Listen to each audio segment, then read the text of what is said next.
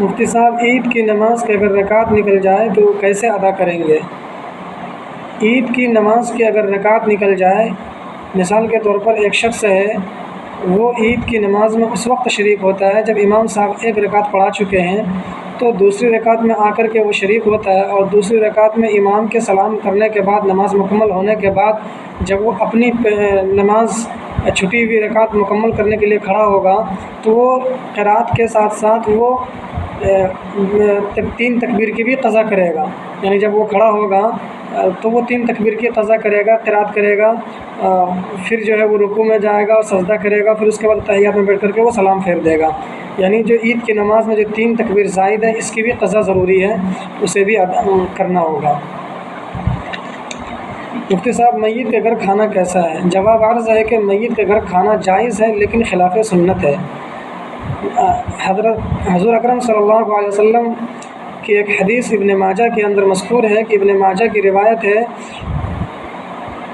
کہ اصنعوا طعاما لآل جعفر قد اتاهم امر یشغلهم، کہ نبی کریم صلی اللہ علیہ وسلم نے لوگوں کو حکم دیا کہ تم آل جعفر کے لیے، یعنی جعفر کے گھر والوں کے لیے تم کھانا بناؤ، کیونکہ ان کے ساتھ ایک حادثہ پیش آ گیا جن کے اندر وہ مشغول ہیں، وہ رنج و الم میں ہے، وہ غمزدہ ہیں۔ ان کے یہاں جو مہمان آئے ہوئے ہیں، ان کے لیے چاہیے کہ جو ان کے اعزہ و اقارب ہیں، اڑوس پڑوس کے لوگ ہیں، وہ کھانا تیار کر کے دیں، ان کے مہمانوں کی وہ تکریم کریں۔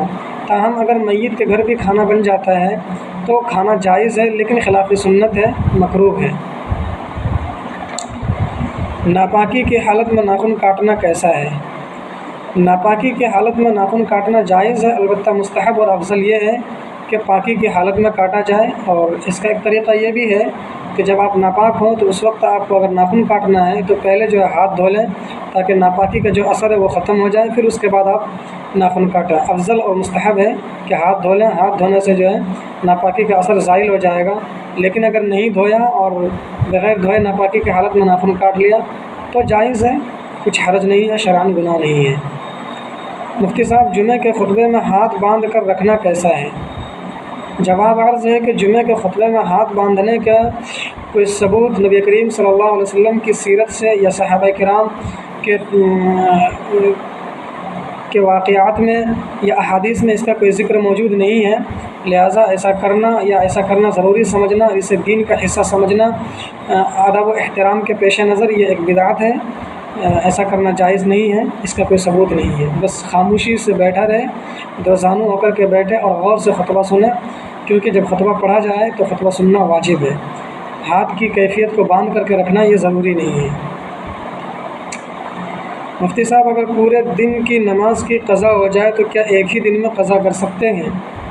دیکھیں، نماز کے قضا کا اصل حکم تو یہ ہے کہ نبی کریم صلی اللہ علیہ وسلم نے فرمایا کہ جب نماز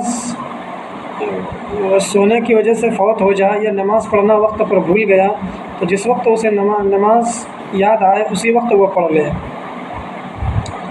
من نام عن صلاة او نسیها فلیصلی اذا ذکرها، کہ جو شخص نماز پڑھنا بھول گیا یا وہ نیند کی حالت میں نماز ان کی نکل چکی، جب اس کو نماز یاد آئے تو فوراً اس کو ادا کر لے۔ تو قضا ادا کرنے کا صحیح وقت تو یہ ہے کہ جب آپ کو یاد آئے کہ میں نے فجر کی نماز نیند کی وجہ سے چھوڑ دیا، تو فجر کے وقت نکلنے کے فوراً بعد جو ہے اس کو فوراً ادا کر لیں۔ جب آپ کی آنکھ کھلی تو آپ وضو کر کے مسجد میں آئے اور فوراً نماز پڑھ لیں۔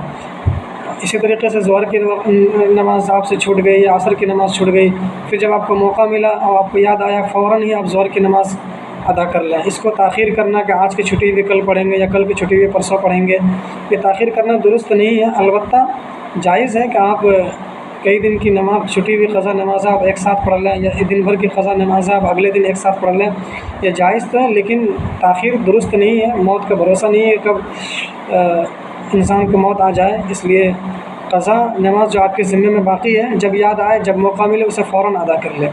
کسی وجہ سے ظہر کی نماز آپ وقت پر نہیں پڑھ سکے، کسی کام میں مشغول تھے، بعد میں آپ کو یاد آیا جب وقت نکل چکا، تو جیسے ہی وہ آپ کو یاد آیا آپ سب سے پہلے آپ نماز ادا کر لیں، اس کی قضا کر لیں۔